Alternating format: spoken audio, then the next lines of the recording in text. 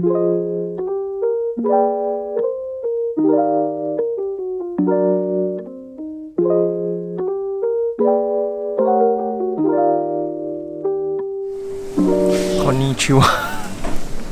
It's time to do vlogging. No. We are at Narita Airport. We are waiting to board our domestic flight to Sapporo. It's been 4 years actually. The last trip that we came here together was in February 2019. Hopefully we don't freeze to death when we reach Sapporo. Yeah, probably slept 2-3 hours. Let's start Ken in Japan. That's like the lowest energy kind of Ken in Japan. Being in Japan will wake me up. Right, Yvette? Yes.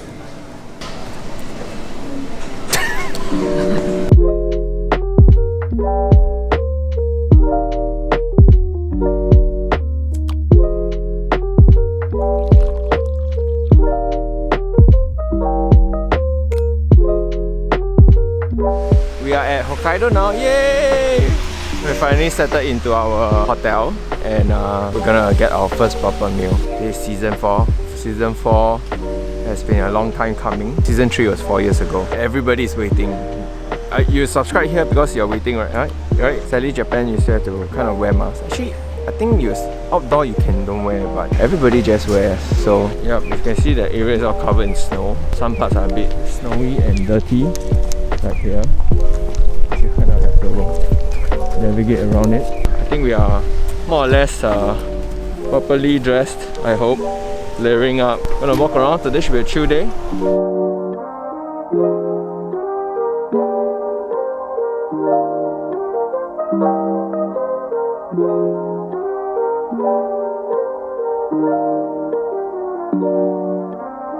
So after our first meal, we head over to JR Tower Observation Deck. Now this is probably my favorite spot in Sapporo. And I've came here before. The last time I visited this city. Unlike most observation decks or tower, this place is actually pretty quiet, pretty quaint. There's a cafe in it as well. You can get like a cup of coffee, a dessert, or even a pint. And then just sit by the window and stare into the city. And as you observe how the darkness falls into the city, you can feel yourself leaving all your thoughts behind, and you can just marvel at how beautiful this place is.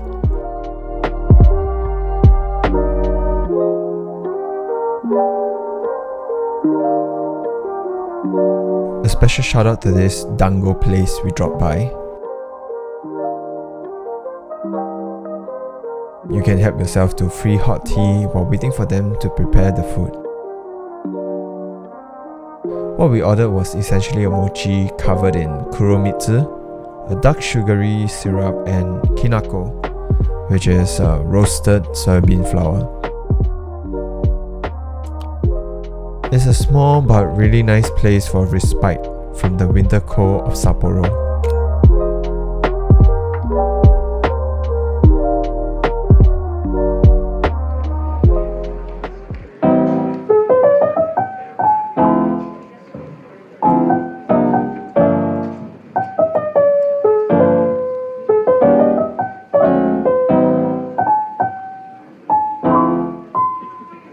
While walking towards the Hokkaido Shrine, we happened to pass by the Sapporo Clock Tower.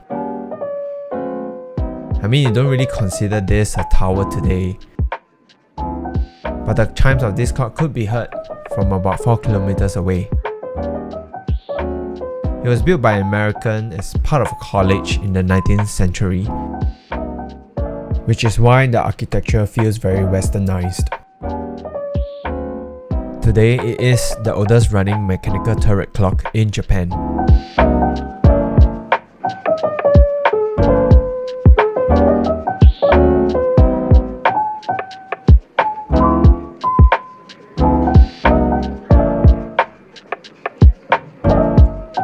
Hokkaido Shrine is just a couple of train stops away from the main Sapporo station. It is quite crowded despite the cold because of Hatsumo Day. That is the first visit to the shrine of the new year.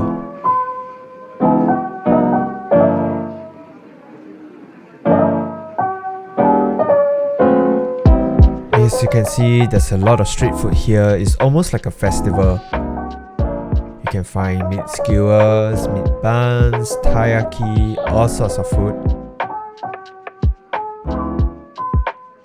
And one of the things that I always enjoy when visiting shrines in the winter is having this hot cup of amazake.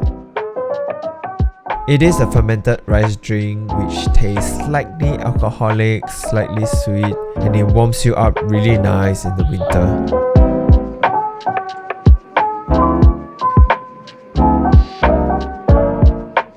We also went to the Sapporo Beer Museum.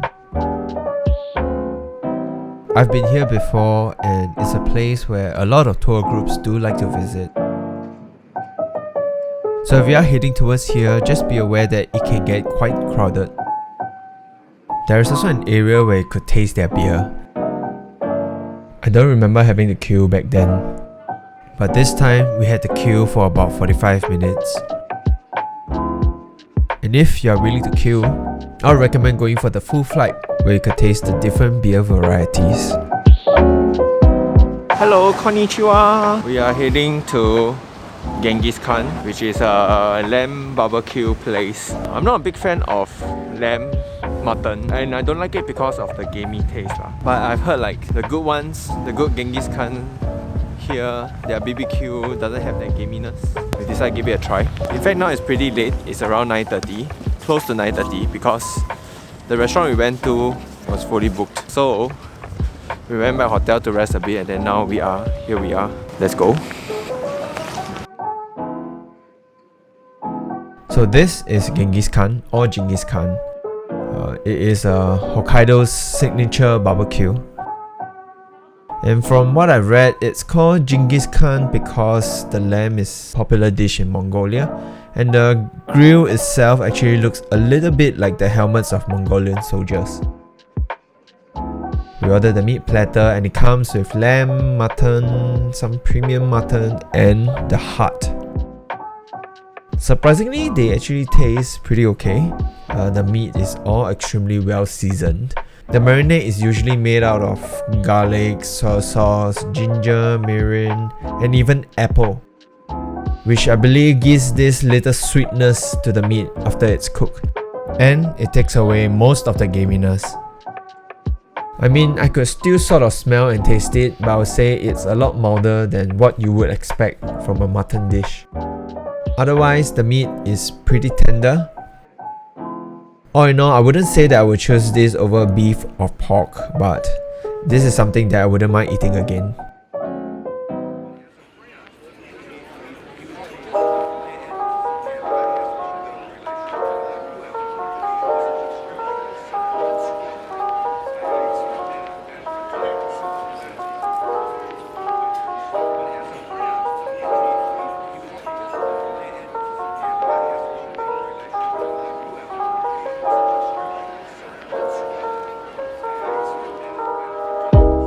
We visited Tanukikoji, a shopping street here in Sapporo. You can get some souvenir shopping done here. But what really stood out for me was the soup curry restaurant that we went to. I had soup curry before, but it wasn't that memorable. But this was one of the best meals we had in Hokkaido. Soup curry is generally quite different from typical Japanese curry you may be familiar with. The consistency is not as creamy, but the spices are stronger and the flavors are much more complex. It was served with more than 20 types of vegetables here, which, to be honest, I wasn't even sure what I was eating half the time. But it doesn't really matter because it was so good. The roasted charred flavors of the vegetables, the spicy rich curry, and pairing all of them with some warm fluffy rice. Oh man, this place made me so full and so happy. We also went to Moiwa Yama. Here, you take a ropeway and slowly ascend the mountain as you are treated to the gradual view of Sapporo. It can get pretty crowded because this is also one of the key places which tour groups stop by. We went just before sunset to watch the city get dark.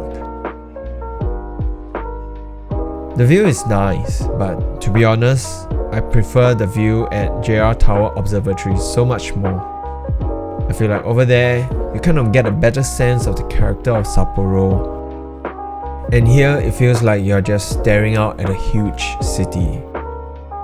So yeah, if I'm to recommend a place for a great city view of Sapporo, I would say that this place wouldn't be my first choice.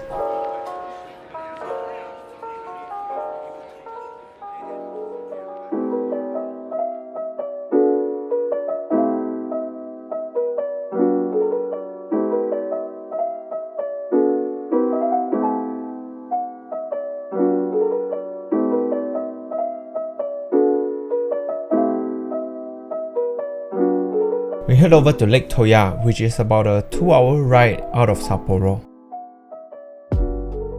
We thought we booked a traditional ryokan, but we ended up staying in a resort.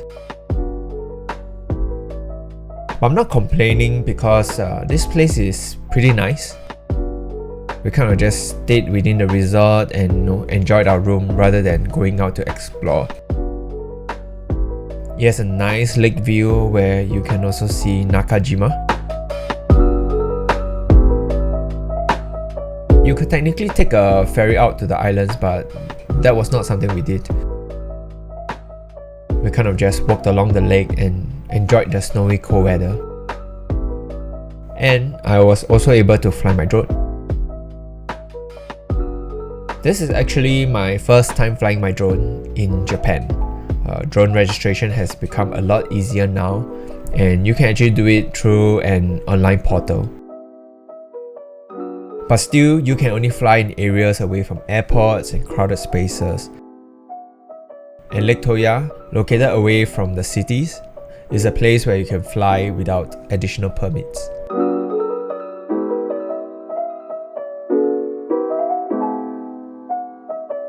One of the things that I look forward to the most was to bathe in an outdoor onsen in the winter.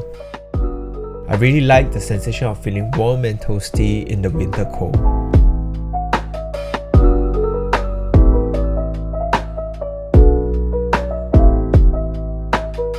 Usually when you come to resorts or ryokans, while they are not cheap, they cover both dinner and breakfast.